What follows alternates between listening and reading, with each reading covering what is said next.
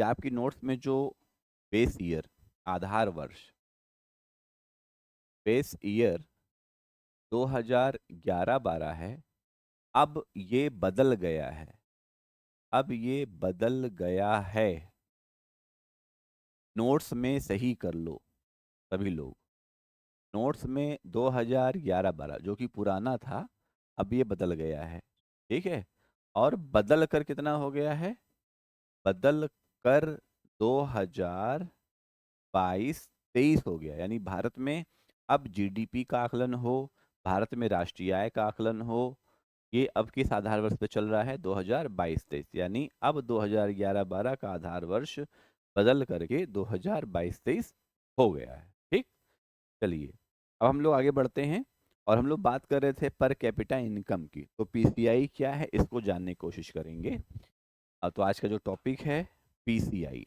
आज हम लोग दो बातें पढ़ेंगे। एक तो हम पढ़ेंगे कि प्रति व्यक्ति आय क्या होती है, और फिर एक बात पढ़ेंगे कि राष्ट्रीय आय मापन विधि। राष्ट्रीय आय मापन विधि क्या है? ठीक। तो प्रति व्यक्ति आय और राष्ट्रीय आय मापन विधि। तो प्रति व्यक्ति आय मतलब क्या हो गया कि जब हम पीसीआई निकाल रहे होते हैं तो उस देश की कुल राष्ट्रीय आय को कुल जनसंख्या से भाग कर देते हैं। ठीक है। उस देश की कुल राष्ट्रीय आय को कुल जनसंख्या से भाग कर देते हैं। अच्छा, तो पीसीआई का रिलेशन ऐसा हो गया कि एन वाई अपॉन टीपी। तो पीसीआई का एन वाई से सीधा संबंध है, पीसीआई का टीपी से उल्टा संबंध है। यहाँ टीपी का मतलब क्या हो गया? Total population. क्या हो गया? टोटल पॉपुलेशन, यानी कुल जनसंख्या। तो जब हम कुल जनसंख्या की बात करते हैं, जब हम टोटल पॉपुलेशन की बात करते हैं, तो ये हमें हमेशा प्रतीत होता है कि जनसंख्या पर नियंत्रण करके हम प्रति व्यक्ति आय की अवधारणा को बेहतर कर सकते हैं। हम जनसंख्या को नियंत्रण करके हम कुल उत्पादन की प्रक्रिया को बेहतर कर सकते हैं। ठीक है।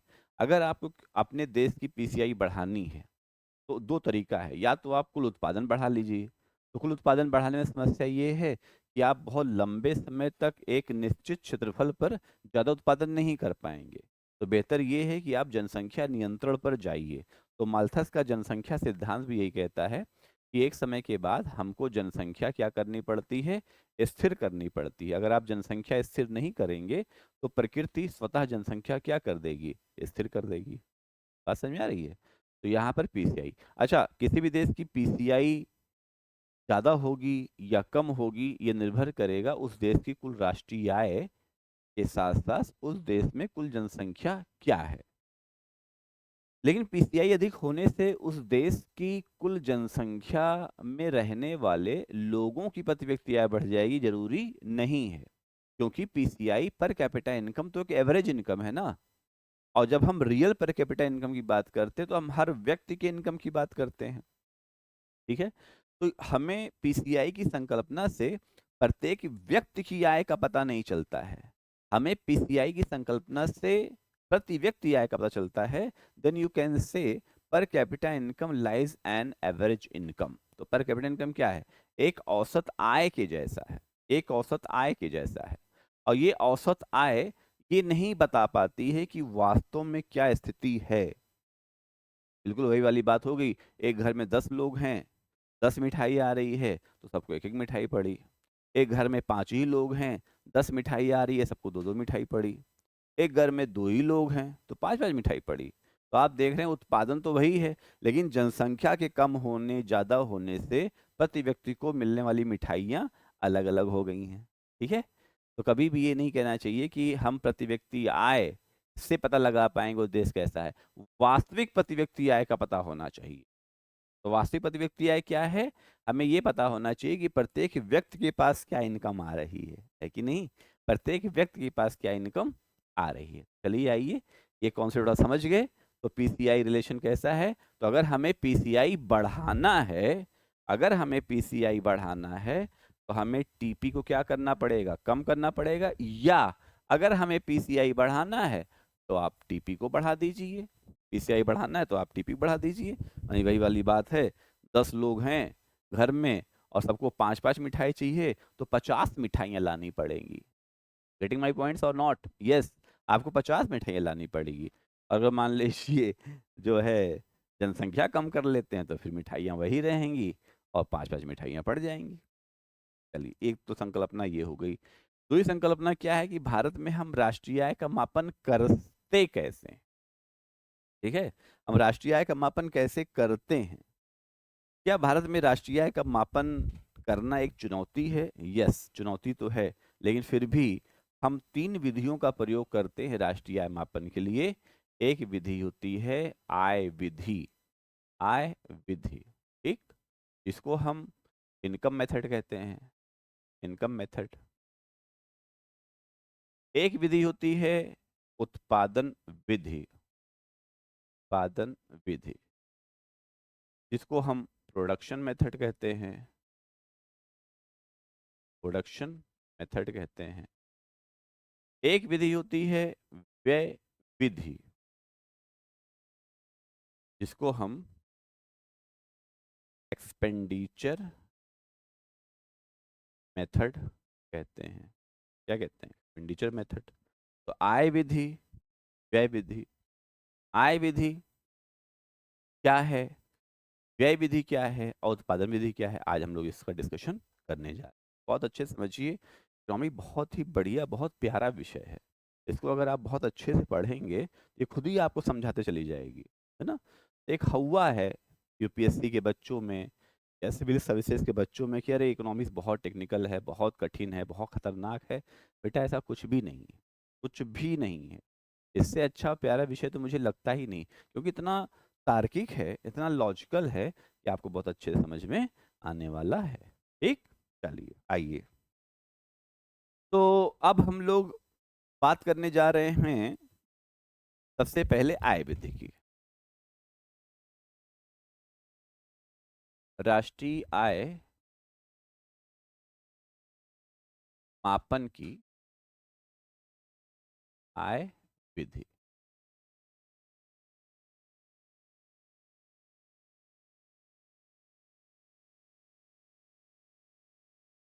National income measurement method,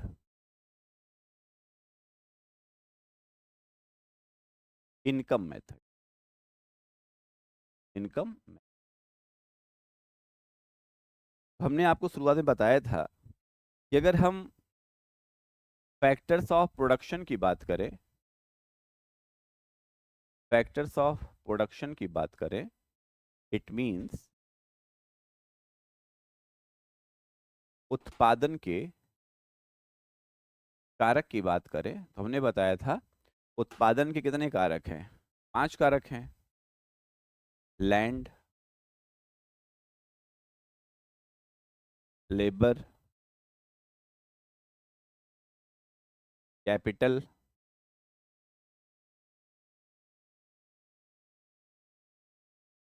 organisation और साथ साथ एंटरप्रेन्योरशिप।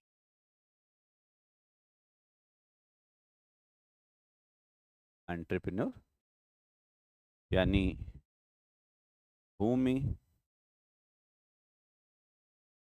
श्रम की,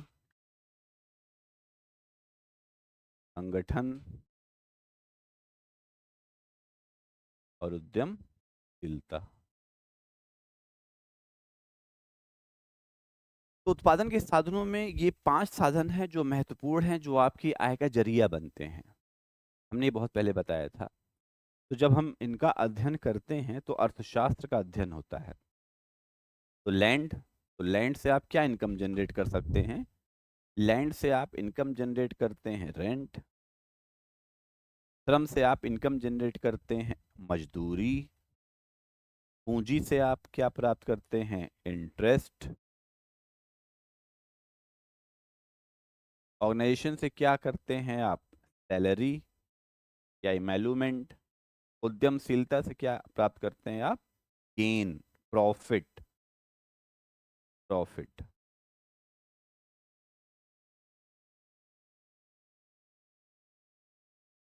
प्रॉफिट।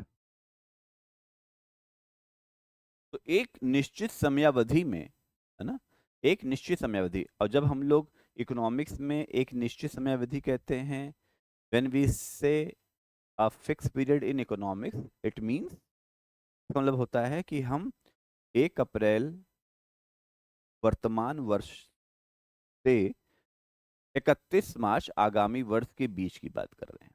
हम एक फाइनेंशियल ईयर की बात करते हैं। तो एक निश्चित वित्तीय वर्ष के भीतर जब हम देखते हैं कि उत्पादन के सभी साधनों से हमें क्या प्राप्त हो रहा है, उसका हम योगफल कर लेते हैं, तो कहलाता है राष्ट्रीय आय मापन की उत्पादन। क्लियर हो गया? तो राष्ट्रीय आय उत्पादन विधि क्या हो जाएगा? राष्ट्रीय आय मापन की आय विधि, सॉरी उत्पादन विधि नहीं, आय विधि, ध्यान रखिए, आय विधि। राष्ट्रीय आय मापन की आय विधि मतलब क्या हुआ? जब हम एक वित्तीय वर्ष के भीतर, जब हम एक वित्तीय वर्ष के भीतर देश में उत्पादन के साधनों से प्राप्त होने वाले सभी प्रतिफलों का योगफल करते हैं, तो हमें राष्ट्रीय आय मापन में आय विधि का प्रयोग करना पड़ता है। तो हम इस विधि से भी क्या, तो जितनी भी आय हो रही है एक वित्तीय वर्ष के भीतर, उसका योगफल कर लीजिए। तो आप इसको ऐसे लिख सकते हैं कि एक वित्तीय वर्ष में, एक वित्तीय वर्ष में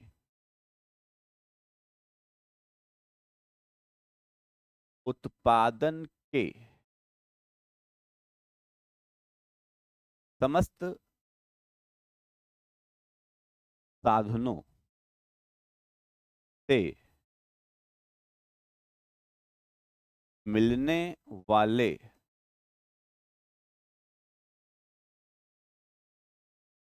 प्रतिफलों का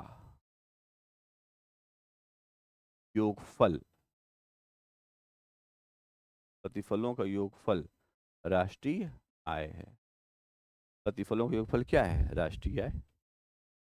एक वित्तीय वर्ष में उत्पादन के समस्त साधनों से मिलने वाले प्रतिफलों का योगफल क्या है? राष्ट्रीय आय। ठीक है। अब दूसरी विधि क्या है? उत्पादन विधि। राष्ट्रीय आय मापन की उत्पादन विधि। राष्ट्रीय आय मापन की उत्पादन,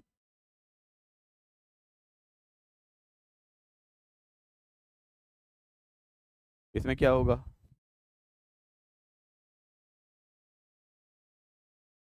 एक वित्तीय वर्ष के भीतर, एक वित्तीय वर्ष के भीतर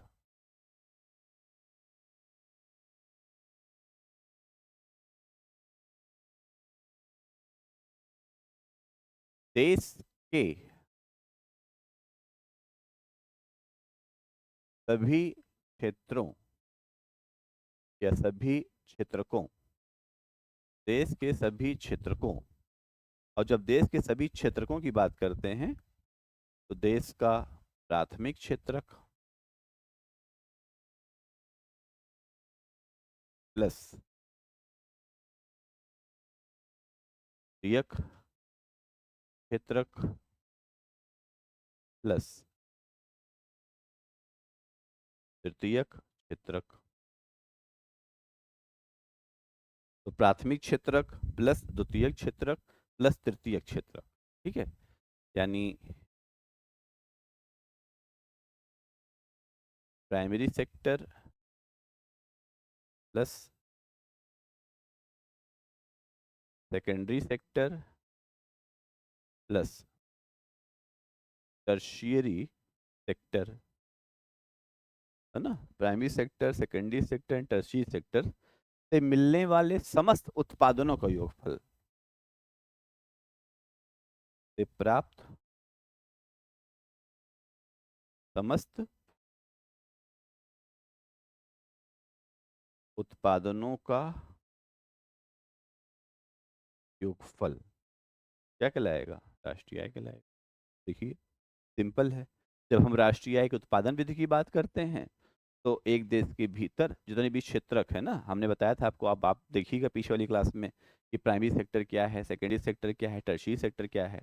तो देश के इन सभी क्षेत्रकों से मिलने वाला उत्पादन, मान लीजिए प्राइमरी सेक्टर से 10 लाख करोड़ मिला, सेकेंडरी सेक्टर से 20 लाख करोड़ मिला, टर्शियरी सेक्टर से 20 लाख करोड़ मिला या 30 लाख करोड़ मिला, तो टोटल हमारे पास 60 लाख करोड़ कैसे हुआ कि जब हमने प्राइमरी सेक्टर, सेकेंडरी सेक्टर और टर्शियरी सेक्टर इन सब से प्राप्त उत्पादनों को जोड़ लिया।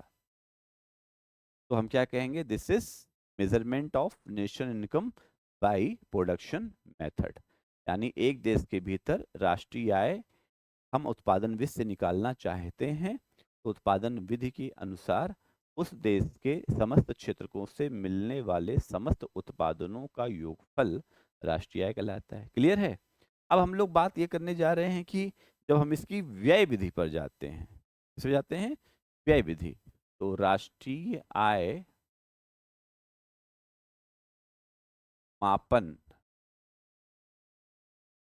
की व्यय विधि, है ना। तीन विधि हो गई, एक हो गई आय विधि, एक हो गई उत्पादन विधि, एक हो गई व्यय विधि। तो हम व्यय विधि को कहते हैं उपभोग और निवेश विधि। इसी को उपभोग और निवेश विधि कहते हैं। ठीक है, consumption and investment method, consumption and investment method. Clear हो गया? राष्ट्रीय आय मापन की उपभोग और निवेश विधि ये कहलाता है। तो हम लोग बात करेंगे कि राष्ट्रीय आय मापन की उपभोग और निवेश विधि में कैसे अर्थव्यवस्था के नेचर से शुरुआत करेंगे, है ना। इकोनॉमी का नेचर कैसा है, इकोनॉमी का नेचर कैसा है, इस नेचर की बात करेंगे। तो हम देखते हैं कि अर्थव्यवस्था दो तरीके की होती है, एक होती है बंद अर्थव्यवस्था, एक होती है खुली अर्थव्यवस्था। जब हम बंद अर्थव्यवस्था की बात करते हैं तो वहां पर हम दो क्षेत्रकों की बात करते हैं, एक बाइसेक्टोरल होता है यानी द्विक्षेत्रीय अर्थव्यवस्था, एक तीन क्षेत्रीय अर्थव्यवस्था होती है। और जब खुली अर्थव्यवस्था की बात करते हैं तो खुली अर्थव्यवस्था को हम चार क्षेत्रीय अर्थव्यवस्था भी कहते हैं, इसको समझ लीजिए। तो हम उपभोग और निवेश विधि में हम क्लोज्ड इकोनॉमी, क्लोज्ड इकोनॉमी और ओपन इकोनॉमी की बात करते हैं, ओपन इकोनॉमी। तो क्लोज्ड इकोनॉमी का मतलब क्या हुआ, बंद अर्थव्यवस्था। और ये बंद अर्थव्यवस्था दो प्रकार से होती है, दो प्रकार से। तो क्लोज्ड इकोनॉमी का मतलब क्या हुआ, हम एक बाइसेक्टोरल यानी द्विक्षेत्रीय अर्थव्यवस्था की बात कर रहे हैं, इसको हम कहते हैं द्विक्षेत्रीय। और यहाँ करते हैं ट्राई सेक्टोरल, यानी हम त्रिक्षेत्रीय अर्थव्यवस्था की बात करते हैं। जब हम ओपन इकोनॉमी की बात करते हैं तो ये चार क्षेत्रीय अर्थव्यवस्था होती है, क्या बोलते हैं इसको, खुली अर्थव्यवस्था, यानी four sectoral economy, four sectoral economy. तो अब आइए देखते हैं, एक हमने बताया कि द्विक्षेत्रीय अर्थव्यवस्था। तो द्विक्षेत्रीय अर्थव्यवस्था का मतलब ये हुआ कि हम आय को बस C+S के रूप में देख रहे हैं। और ये क्या है, Y आपकी आय हो गई, C आपका उपभोग हो गया, और S क्या हो गया, बचत। और अर्थशास्त्र में कहा जाता है कि जो बचत है, आज की बचत हमारे लिए कल का निवेश का कार्य करती है। ठीक है, तो एक फैक्टर हो गया कंजम्पशन, एक फैक्टर हो गया सेविंग्स।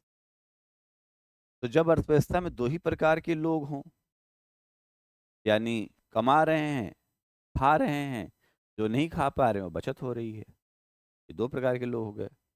जब अर्थव्यवस्था में सरकार भी अंतरक्षेप कर दे, या क्या उसे बोलते हैं, दखलंदाजी करे, हस्तक्षेप करे, इंटरफियर करे, तो उसे हम तीन क्षेत्रीय अर्थव्यवस्था कहते हैं। ठीक है, तो अब हम तीन क्षेत्रीय अर्थव्यवस्था को समझ लेते हैं। तीन क्षेत्रीय अर्थव्यवस्था, तो जब हम तीन क्षेत्रीय अर्थव्यवस्था की बात करते हैं तो यहाँ पर वाई कंजम्पशन भी है, सेविंग भी है, और सरकार का रोल भी है। यहाँ सरकार का रोल कैसे होगा? कर लगाने के संदर्भ में, कर लगाना, जुर्माना लगाना, चालान काटना, है ना। यानी अभी तक तो दो ही लोग थे, अच्छा था कि आपका परिवार है, कमा रहे हैं, खा रहे हैं, बचा रहे हैं, जो बचा रहे हैं वही भविष्य में निवेश भी करें। सरकार ने कहा नहीं, आपके लिए काम कौन कर रहा है? सरकार कर रही है, तो सरकार का भी कुछ अंश होना चाहिए, तो सरकार का हस्तक्षेप शुरू हो गया। तो अब जहां पर पहले बचत ही निवेश था, वहीं अब सरकार किसके रूप में होगी? टैक्स के रूप में हो गई। ठीक, तो सरकार यानी जी का मतलब हो गया सरकारी हस्तक्षेप, सरकारी हस्तक्षेप। अब एक नया फॉर्मूला बन गया, y equal to C plus I plus T. I क्या है? I for investment, I for निवेश। ये बात समझ में आ गई? अब हम लोग चलते हैं खुली अर्थव्यवस्था की तरफ, यानी चार क्षेत्रीय अर्थव्यवस्था। चार क्षेत्रीय अर्थव्यवस्था,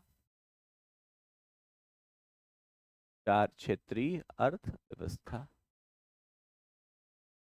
ये चार क्षेत्रीय अर्थव्यवस्था फिर कैसी अर्थव्यवस्था होगी? ये चार क्षेत्रीय अर्थव्यवस्था कैसी अर्थव्यवस्था होगी? तो हम चार क्षेत्रीय को ही क्या कहते हैं? खुली अर्थव्यवस्था कहते हैं। खुली अर्थव्यवस्था कैसे निकालेंगे? y equal to C plus S plus G plus, अब यहाँ पर आयात और निर्यात दोनों आ गया। ठीक है, तो देखिए एक, दो, तीन और चार, चार क्षेत्रीय अर्थव्यवस्था हो गई। x का मतलब क्या हुआ? यहाँ एक्सपोर्ट हुआ। m का मतलब क्या हुआ? यहाँ पर इंपोर्ट हुआ। समझ में आ गई? तो एक फॉर्मूला ये बन गया। अब चूंकि हम जानते हैं जहाँ s है वहाँ I लिख सकते हैं, जहाँ g है वहाँ t लिख सकते हैं, तो अब हमें क्या मिलेगा? हमें मिलेगा y equal to C plus I plus T plus X minus M. और हम ये भी जानते हैं y equal to C plus S plus G plus X minus M. दोनों को माइनस कर लीजिए, minus minus minus minus minus, ये कैंसिल, ये कैंसिल, ये भी कैंसिल हो गया। क्या बचा? Zero equal to I minus S, है ना, और प्लस आई माइनस जी। तो यहां से कैसे हो गया? I minus S equal to minus I minus G.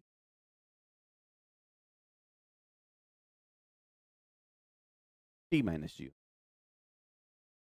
ये टी होता है, टी माइनस टी माइनस जी।